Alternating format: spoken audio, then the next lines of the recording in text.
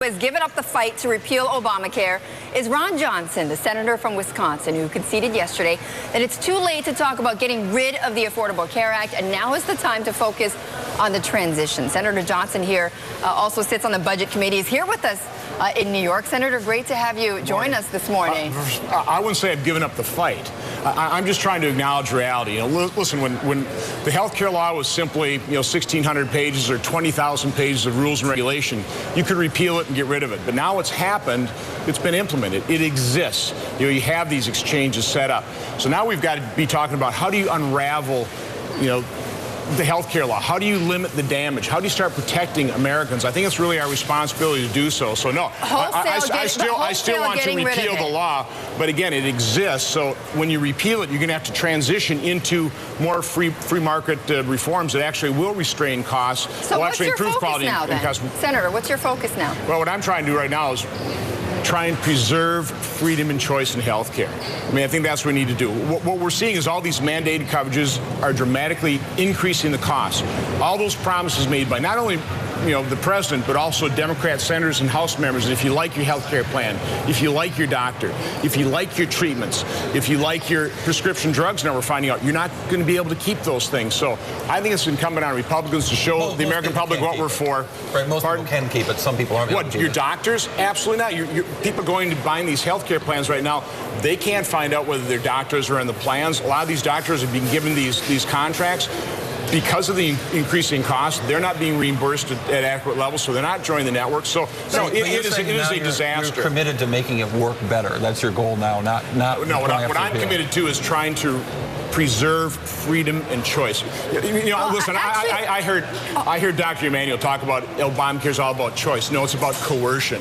And I think we do need to allow Americans to buy the type of health care coverage, keep the doctors, and have the treatments they actually want. I'm about preserving choice and freedom. Okay, but Megan Hughes, who just gave us that report, she's standing by. She's been listening in on this. Is it true what the senator is saying about the shrinking of choices for Americans? And this is what we've heard Republicans say that has happened through Obamacare.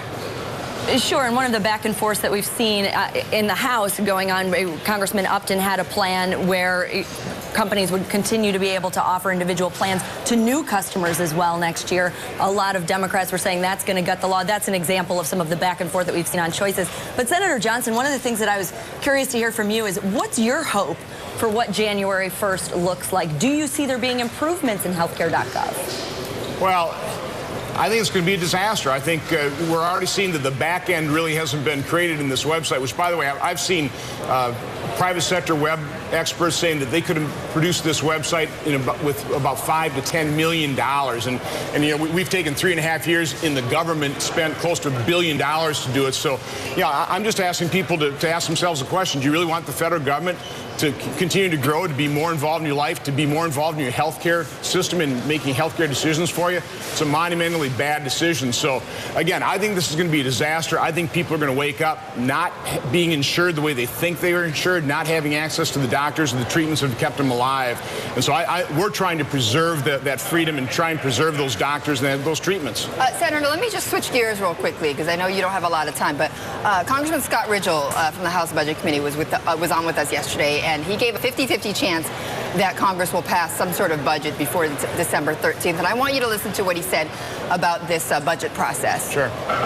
We went through a very painful and really non-productive, in my view, 16-day shutdown. Now, on the very first day of that, I tweeted that, look, we fought the good fight. It's time to pass a clean CR. Now, that was running contrary to where my conference was, but I didn't see it getting better for our conference or for our nation. Where are you in this camp?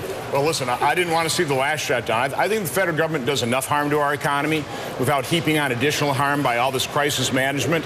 But, listen, these continuing resolutions, the increase in the debt ceiling, these are moments that at least force action to start dealing with our long-term debt and deficit issue. This president, Democrat senators and House members don't seem to be... resolution? Well, so what I would say is, we've got the Budget Control Act.